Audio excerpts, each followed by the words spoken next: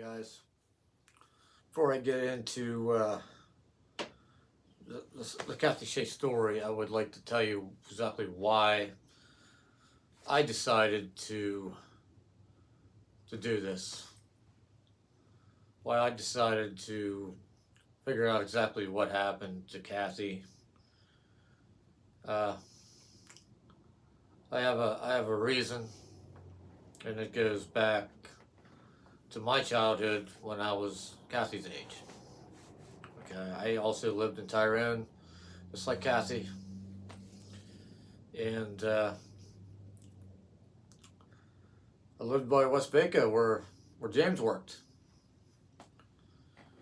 and I had a grandmother that lived on Park Avenue, and I would go visit this grandmother quite often, and we would just the two of us. We would, you know, we'd talk and play cards. I always seem to have an affinity for the older people. They have a lot of wisdom, and I acknowledged that at a young age, and I just enjoyed spending time with this grandmother, my grandmother, and she would bring up Kathy Shea, and she would always tell me to be careful when you're out and about by yourself, because people will try to do bad things to you. People will try to lure you into their vehicles or their homes or whatnot, because of this Kathy Shea story, in particular, because it was in the same town and it was still a cold case, like it is today. She would always try to give me advice about talking to strangers and not taking candy and bribery and stuff like that. Don't let bad people bribe you into doing things that know is a bad situation. And these conversations would happen quite often when I would go visit her. She seemed to be genuinely concerned about what happened to Kathy and didn't want anything to happen to me. And I'm glad we did have these conversations, because they were going to play dividends. They were going to pay dividends in the near future. And I do believe it was later on in the year. It was around Thanksgiving when my believe it was my second grade teacher. I want to say second grade. A lot of things are still muddy about the things that happened, but the important things I remember clearly. Okay, for the most part. A regular teacher was going out on maternity leave, and in comes the substitute. Okay, she gets introduced. The regular teacher, she goes on maternity leave. She's gone. Okay, it was, and I don't know exactly how long later, a couple weeks maybe. The nothing seemed out of the ordinary, by the way, until this day. Now, the teacher sat everybody down, and we were going to play with some toys, mingle amongst each other. And a little while later, she gets everybody's attention, and she wants to ask some questions. One question in particular, I remember like it was yesterday. And that question is, if any of you kids disappeared, would your parents or anybody else come looking for you? Oh, that's kind of a weird question to ask. And there was an awkward silence where we were waiting for the teacher to say something because nobody said anything. But it was very odd because she just was being very patient and wanted to wait for someone to volunteer. And I said, I don't think anyone will come looking for me. And I instantly regretted it.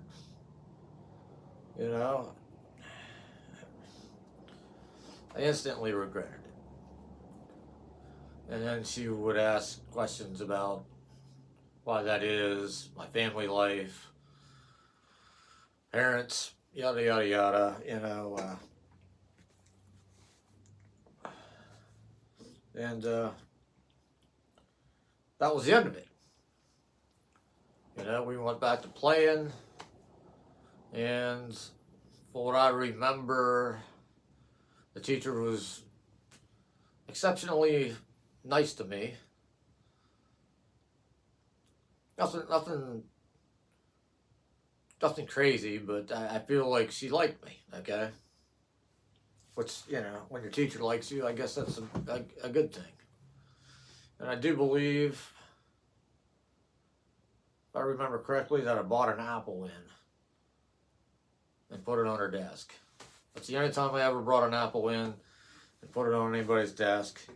I thought we had a bond, and I didn't realize what I did.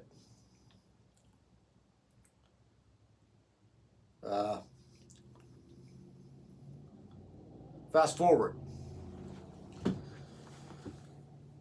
It may have been a week, or two. I'm not exactly sure. Like I said, a lot of those things are fuzzy, but I remember the important things for the most part, except for one detail.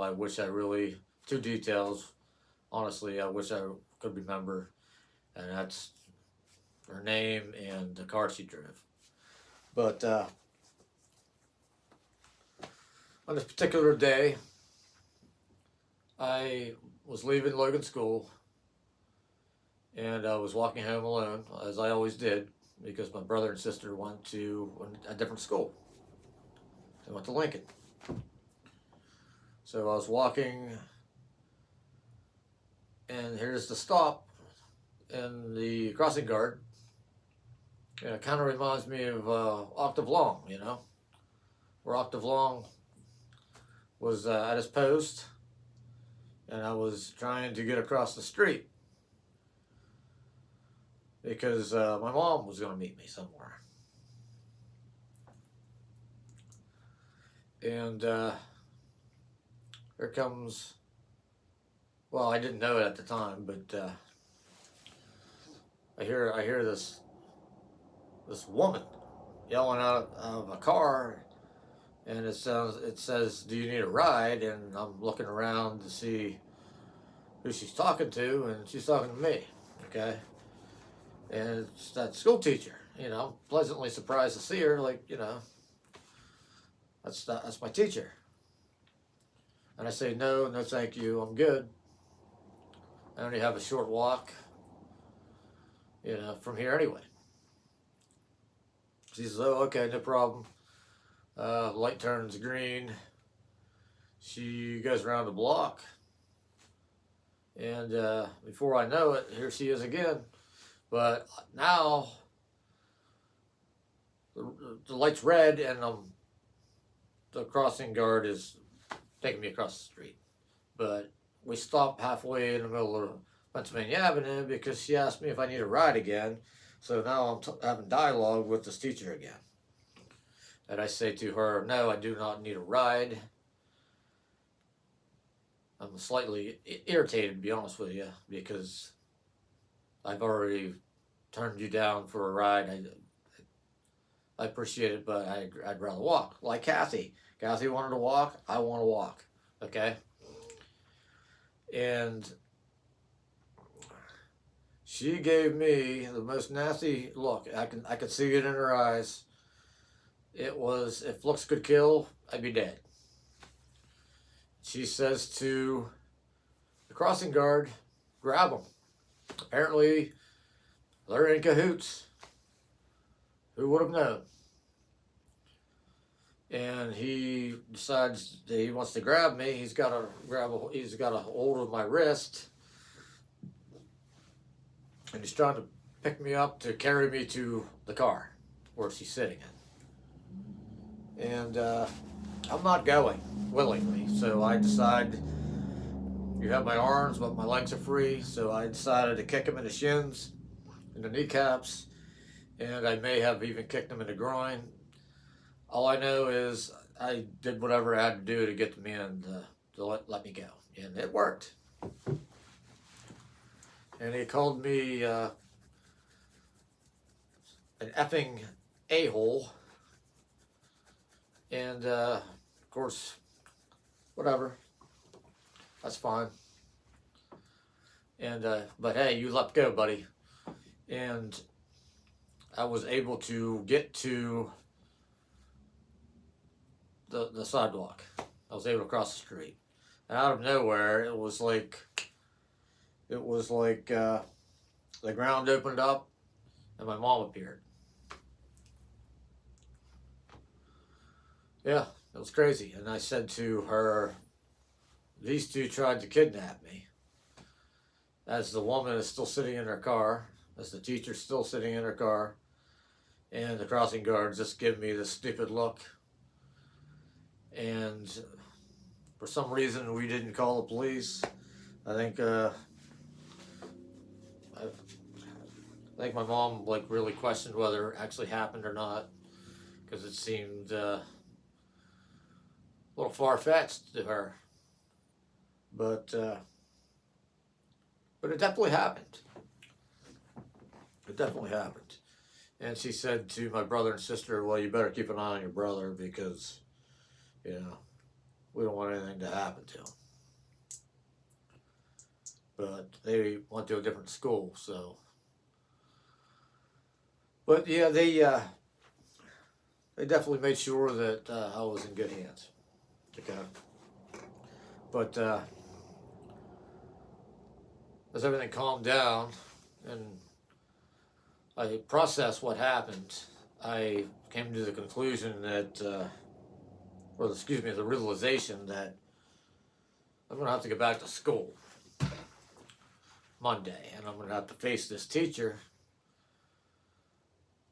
that tried to kidnap me and tried to have somebody help kidnap me. And started to get some trepidation, like, how's this going to go? Like people are going to believe a teacher over me. Like, what's going to happen next? So, here comes Monday. Monday rolls around, and I'm not exactly thrilled about going to school, okay? Because I don't want to have to deal with this teacher. And as I'm walking down the hall to walk into her classroom,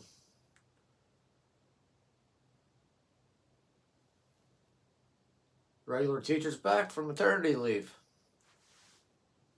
Holy. Oh my God, that was one of the greatest sights ever. It really was. And I didn't have to worry about that teacher. I never saw that teacher again.